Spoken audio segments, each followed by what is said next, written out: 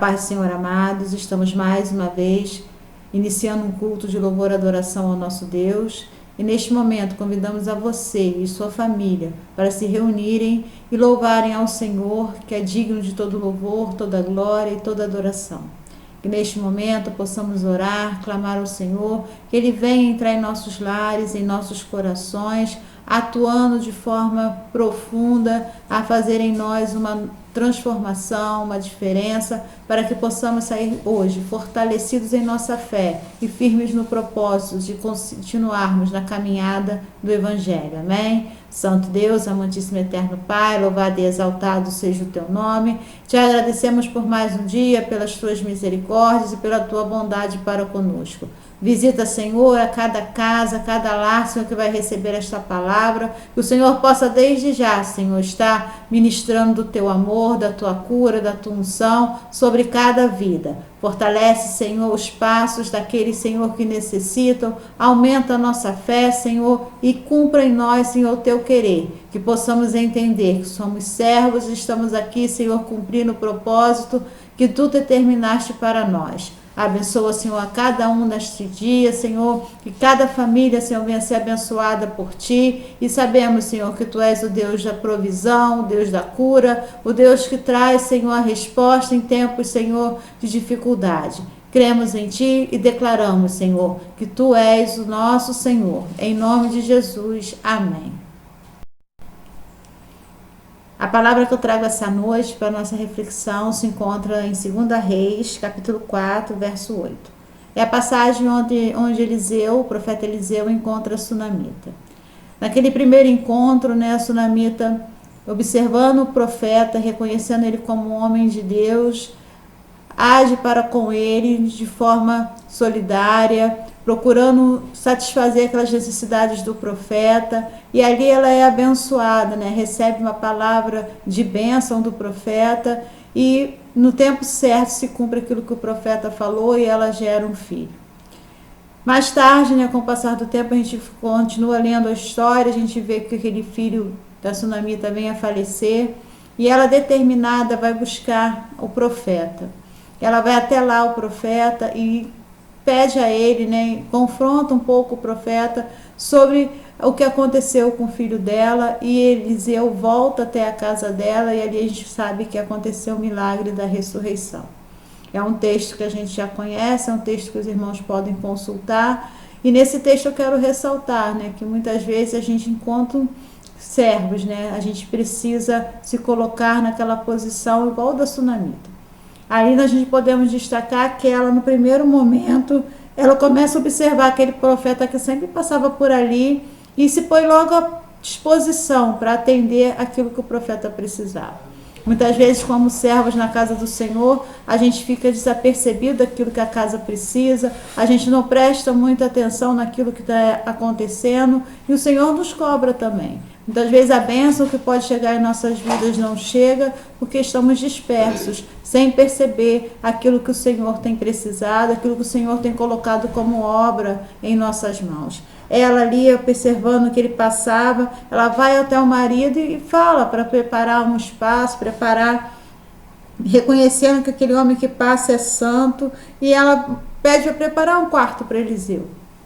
A gente entende ali que ela foi um instrumento de provisão para aquela obra do profeta, onde ela preparou, reservou, e o Senhor tem falado conosco também, que da mesma forma a gente precisa reservar um tempo para Ele, precisa reservar um espaço, reservar todas as áreas da nossa vida para Ele, de modo que o Senhor venha entrar e também nos abençoar. Através dessa posição da sunamita, ela alcançou a bênção que ela tanto esperava. Muitas vezes já tinha até perdido a esperança, como ela fala com o profeta. Ela não pediu ao profeta para ter o filho, porque naquele momento talvez não houvesse mais a esperança no coração dela. Mas mesmo assim o Senhor atendeu, porque o Senhor conhece o nosso íntimo, mas isso só aconteceu mediante a atitude dela, em primeiro se colocar à disposição para fazer aquilo que o Senhor tocou no coração dela. Então que possamos entender que essa mãe, antes de ser mãe em si, ela já estava como uma serva fiel na presença do Senhor. E no segundo momento, quando vem a dificuldade, quando o filho falece e ela ela não perdeu a fé naquele momento. Ela foi atrás do profeta, ela se arrumou, foi atrás do profeta, foi encontrar com ele. Ele, a princípio, mandou só ir levar o bordão e ela disse: eu não saio daqui sem você.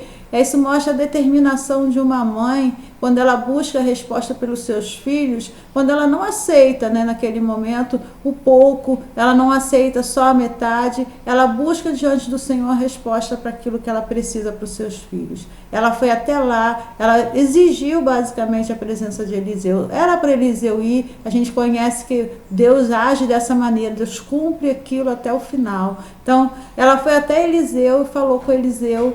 Eliseu foi até a casa dela novamente e ali aconteceu o milagre da ressurreição. Então nós entendemos que a gente, enquanto mães, né, a gente faz aquilo que a gente não pode ficar pela metade, acertar a metade, né? O Senhor nos chama a ser servas fiéis também, nos colocando nas mãos do Senhor e cumprindo aquilo que o Senhor determinar. E indo até o Senhor quando as coisas vierem, as dificuldades vierem, Ele é o nosso refúgio e dele vem a resposta. A gente age como Jacó, então, segura o anjo, não deixa subir até a resposta chegar. Que possamos ter esse exemplo, né, de mãe que não desistiu. Nesse tempo de hoje, muitas vezes nós desistiríamos diante de mínimas dificuldades. Ali é um exemplo de mãe que não desistiu, que se manteve firme e foi até o profeta e o Senhor ministrou a cura. Então, nesses tempos, a gente precisa aprender com os personagens da Bíblia, com as pessoas que já vivenciaram experiências também difíceis e alcançaram a vitória. A vitória vem através da luta e que possamos colocar em nossos corações, mas que a vitória vem em nome de Jesus. Amém? Na sequência, a gente tem uma homenagem às mães. A ideia original não conseguiu ser concluída, porque eu solicitei, né, que as mães enviassem a foto, enviassem um hino, e a gente não conseguiu reunir de todos. Mas o Senhor tocou no coração de fazermos, né, essa homenagem. Espero que gostem, que assistam, né, e que possa falar os corações de cada uma. A gente, o mais breve possível, a gente vai estar se reunindo, né, e a gente vai poder comemorar de uma forma diferente. Mas por enquanto fica o nosso beijo, o nosso abraço virtual, né? A gente vai aquele abracinho do coração, né? Que a gente possa estar juntos, mas que o Senhor possa estar fortalecendo a cada um nessa caminhada. Porque mãe, realmente, em quarentena, a gente não ainda está esperando a oportunidade de fazer uma quarentena descansando, né? A gente reconhece isso. Quando a mãe tiver a oportunidade de fazer uma quarentena descansando, aí vai ser algo bem inédito no mundo todo. Mas fiquem com Deus nesse dia, que o Senhor possa abençoar. Logo em sequência tem a mensagem da irmã Heloísa, que preparou também algo para hoje, que a gente possa estar aprendendo mais do Senhor nessa noite. Amém? Não vai esquecer de nada.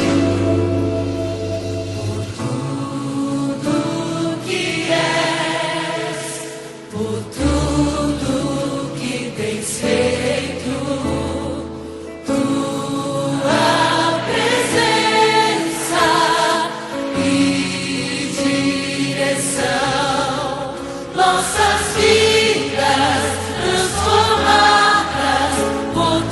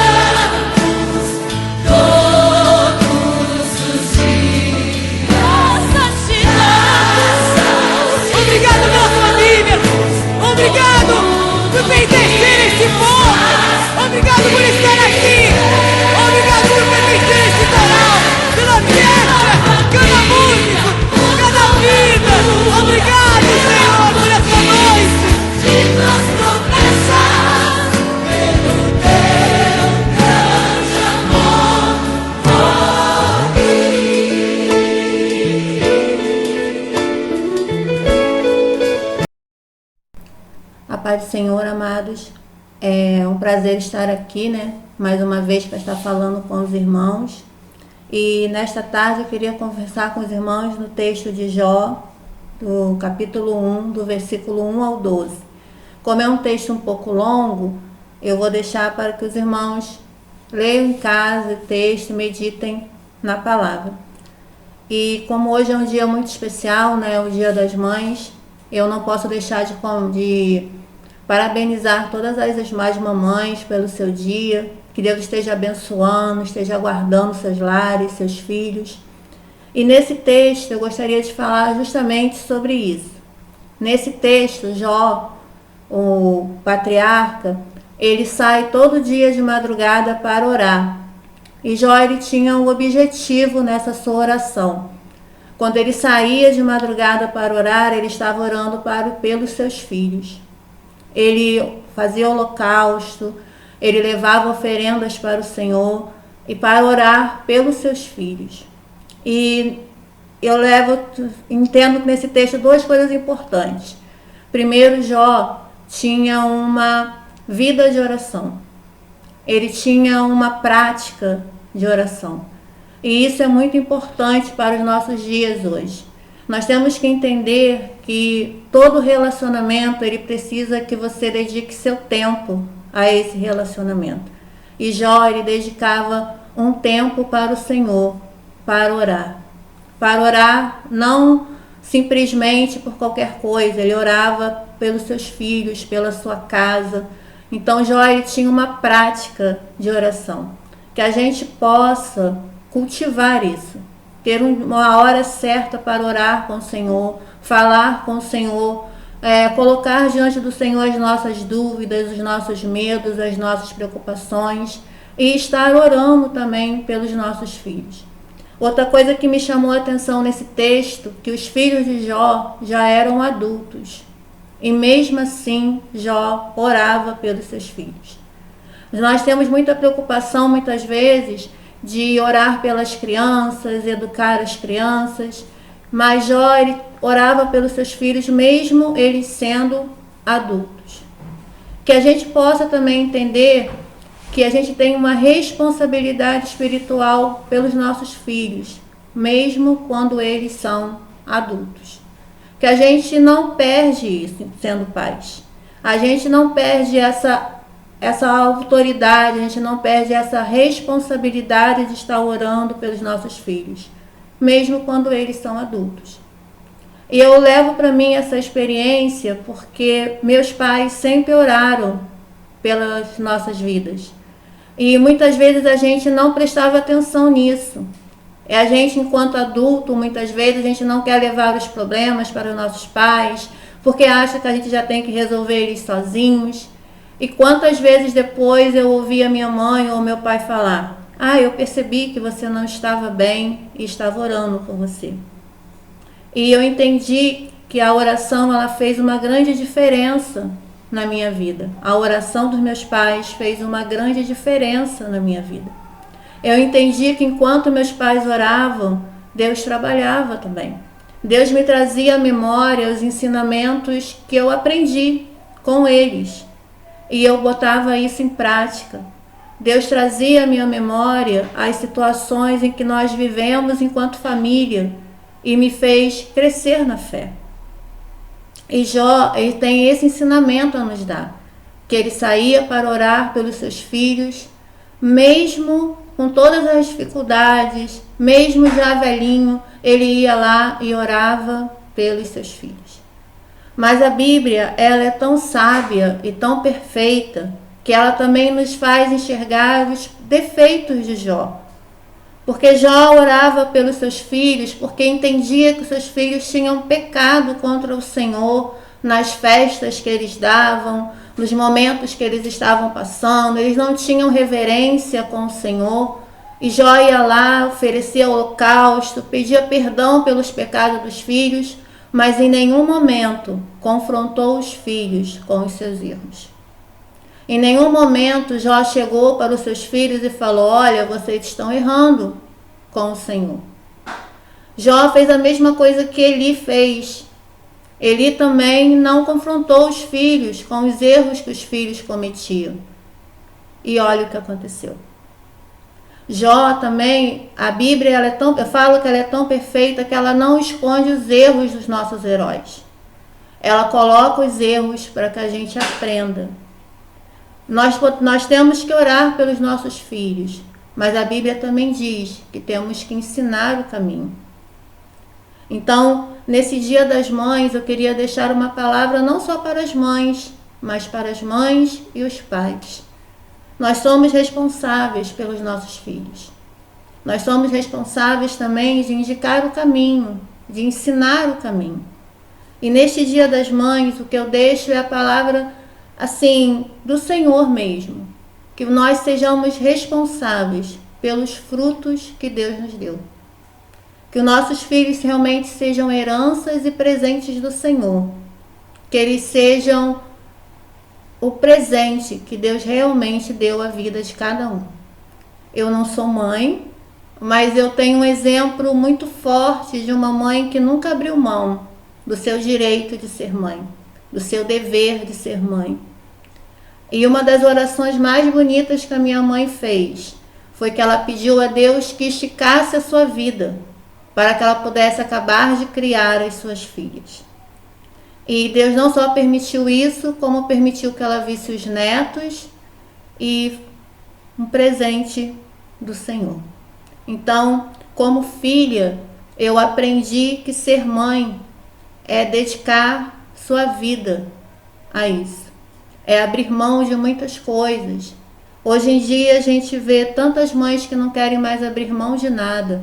Tantos pais que também não querem abrir mão de nada. Mas maternidade e paternidade muitas vezes requer sacrifício. Então que neste dia a gente possa agradecer ao Senhor, você papai, você mamãe, o privilégio que Deus deu de você ter uma vida para criar, um filho para criar, uma bênção do Senhor. Muito obrigado por a oportunidade. Amém.